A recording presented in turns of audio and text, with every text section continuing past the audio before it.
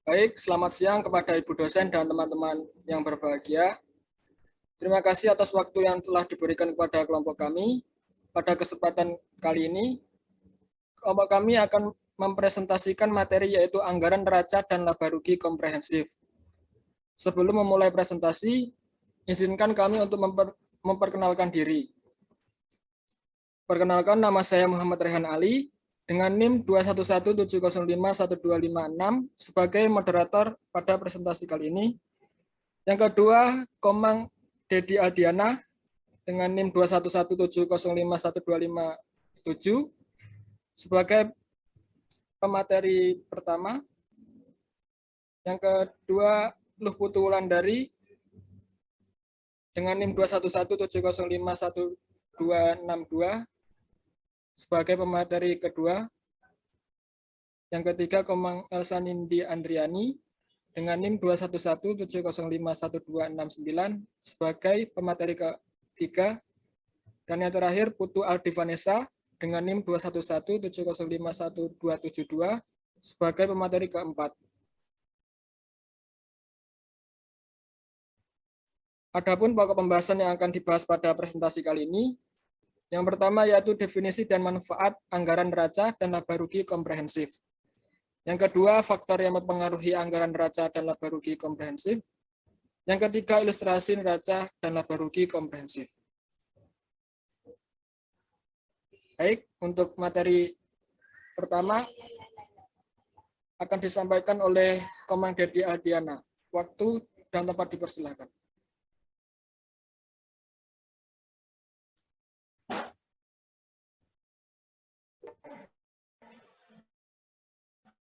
Baik, terima kasih atas waktu dan kesempatan yang diberikan kepada saya.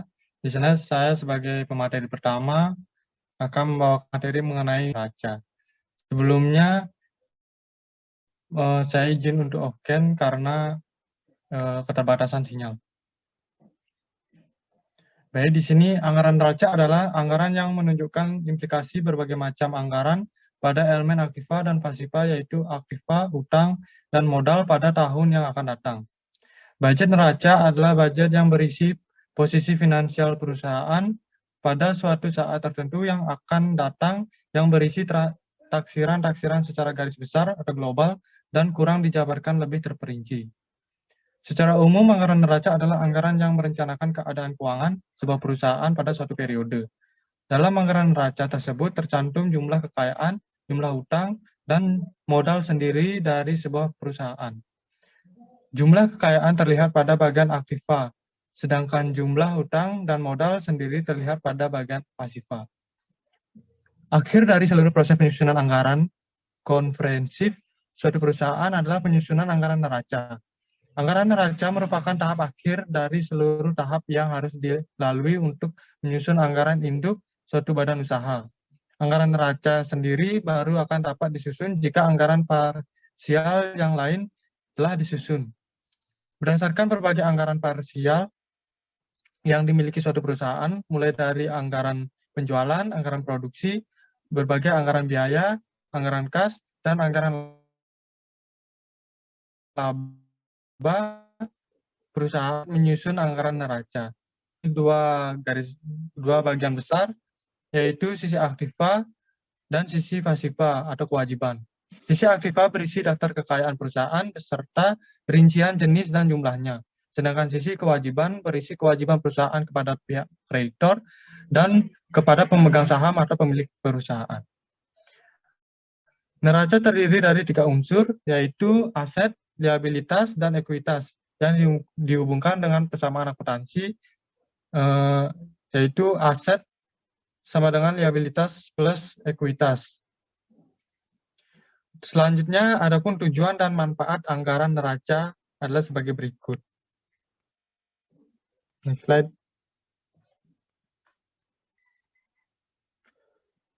Yang pertama, anggaran neraca disusun atas dasar neraca awal, periode disesuaikan dengan data yang termuat pada berbagai anggaran periode. Yang anggaran ini dibuat dengan manfaat. Kemudian yang kedua, sebagai pedoman kerja bagi perusahaan manufaktur yang melakukan kegiatan produksinya, terutama dalam hal modal yang berasal dari kas atau hutang. Kemudian yang ketiga, sebagai pengungkap beberapa kondisi keuangan yang tidak menguntungkan yang ingin dihindarkan manajemen. Yang keempat, sebagai pengecek terakhir mengenai kekuatan matematis dari semua jadwal lain. Yang kelima, sebagai alat pengawas kerja yang membantu manajemen dalam memimpin jalannya perusahaan. Kemudian yang terakhir, sebagai alat untuk menyoroti sumber daya dan kewajiban di masa yang akan datang. Baik, sekian materi yang dapat saya sampaikan. Saya kembalikan kepada moderator.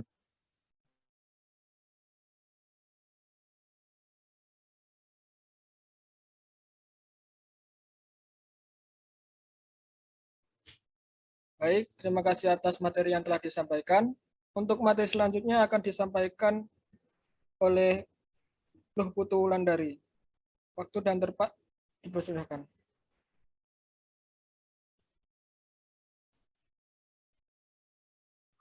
Baik, terima kasih atas kesempatannya. Di sini saya akan melanjutkan materi dari Dedi. Mohon maaf, saya off-cam karena kendala sinyal. Definisi anggaran laba rugi. Anggaran laba rugi merupakan rencana laba atau rugi yang akan diperoleh dari anggaran penjualan, produksi, beban operasional, biaya produksi,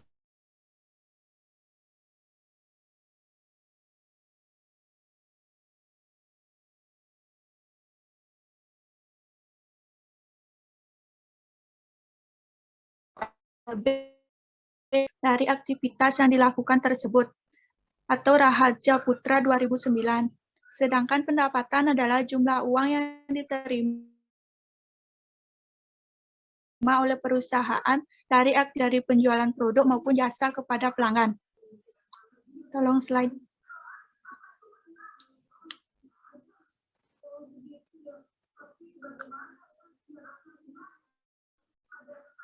Selanjutnya ada manfaat dan tujuan anggaran laba rugi.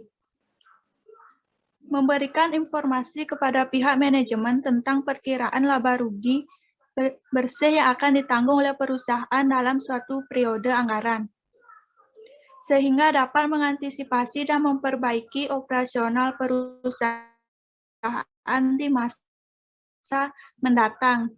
Jika sebuah perusahaan tidak akan mengetahui berapa laba atau rugi yang akan ditanggung oleh perusahaan, dan jika sewaktu-waktu perusahaan mengalami kerugian, perusahaan tersebut tidak dapat mengantisipasi terhadap kerugian perusahaan itu tersebut. Baik, sekian pemaparan materi dari saya kembalikan kepada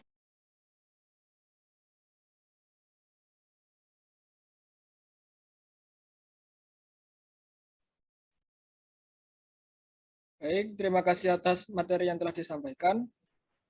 Untuk materi selanjutnya akan disampaikan oleh Komang Elsanindi Andriani. Waktu dan tempat dipersilakan.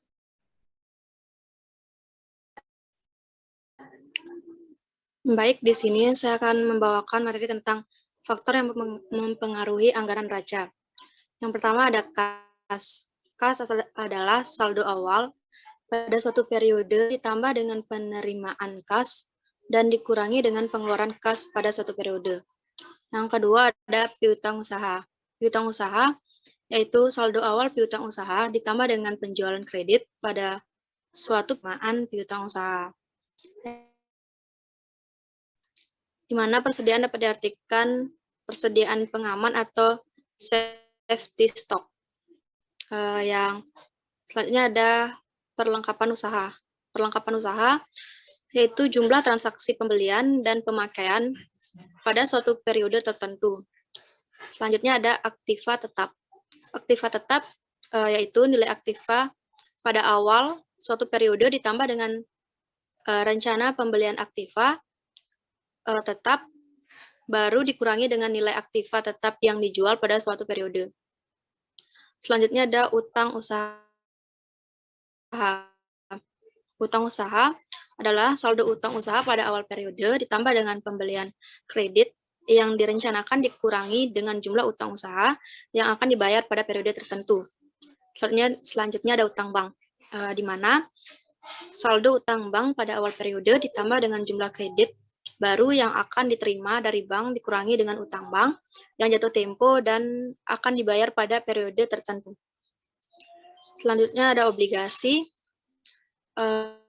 yaitu saldo utang obligasi pada awal periode ditambah dengan jumlah obligasi baru yang akan diterbitkan pada periode ini dikurangi dengan obligasi yang jatuh tempo dan akan dibayar pada periode tertentu. Selanjutnya ada modal saham, yaitu jumlah lembar saham yang beredar pada awal periode ditambah dengan jumlah lembar saham baru yang akan diterbitkan dan dikalikan dengan nominalnya. Yang terakhir ada laba ditahan, yang dimana laba ditahan pada awal periode ditambah dengan laba usaha yang dianggarkan dikurangi dengan jumlah dividen yang direncanakan akan dibagi pada periode tertentu. Baik, itu faktor yang mempengaruhi anggaran neraca. Selanjutnya saya kembalikan ke moderator.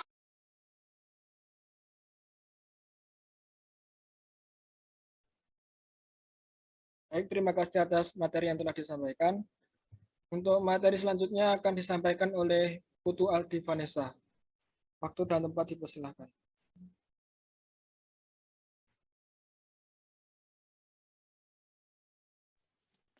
Baik, terima kasih atas waktu yang telah diberikan. Di sini saya akan mempresentasikan materi tentang faktor yang mempengaruhi anggaran laba rugi. Yang pertama yaitu anggaran penjualan untuk menyediakan informasi penjualan unit di dalam perusahaan yang akan dijual dalam satu periode anggaran tersebut. Yang kedua, anggaran produksi untuk menyediakan informasi persediaan awal dan persediaan akhir barang yang jadi untuk digunakan dalam perhitungan beban pokok penjualan dalam anggaran laba rugi. Yang ketiga yaitu anggaran biaya produksi untuk menyediakan informasi tentang berapa biaya produksi di dalam suatu periode anggaran, yaitu yang meliputi biaya pemakaian bahan baku, biaya pembelian bahan baku, biaya tenaga kerja langsung, dan biaya overhead produksi. Informasi ini diperlukan untuk menghitung beban pokok penjualan dalam anggaran laba rugi. Yang keempat yaitu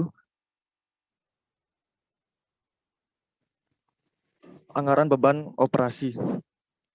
Menyediakan informasi tentang beban penjualan dan beban administrasi dalam suatu periode anggaran. Yang kelima, tarif pajak penghasilan badan. Untuk menentukan jumlah beban pajak penghasilan yang harus ditanggung oleh perusahaan dalam satu periode anggaran.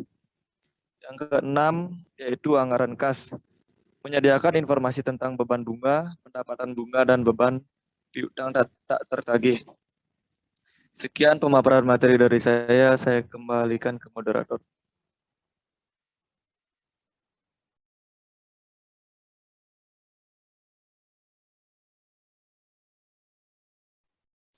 Baik, terima kasih atas penyampaian materinya. Baik, berikut adalah contoh ilustrasi anggaran laba rugi yang didapat oleh kelompok kami.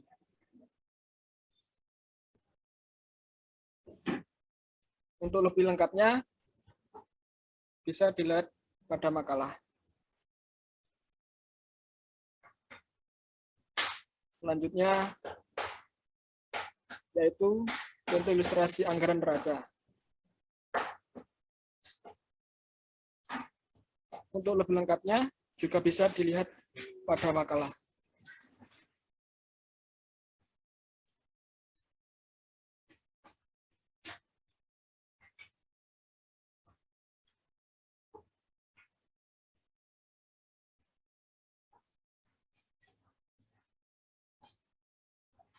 Baik, sekian presentasi dari kelompok kami.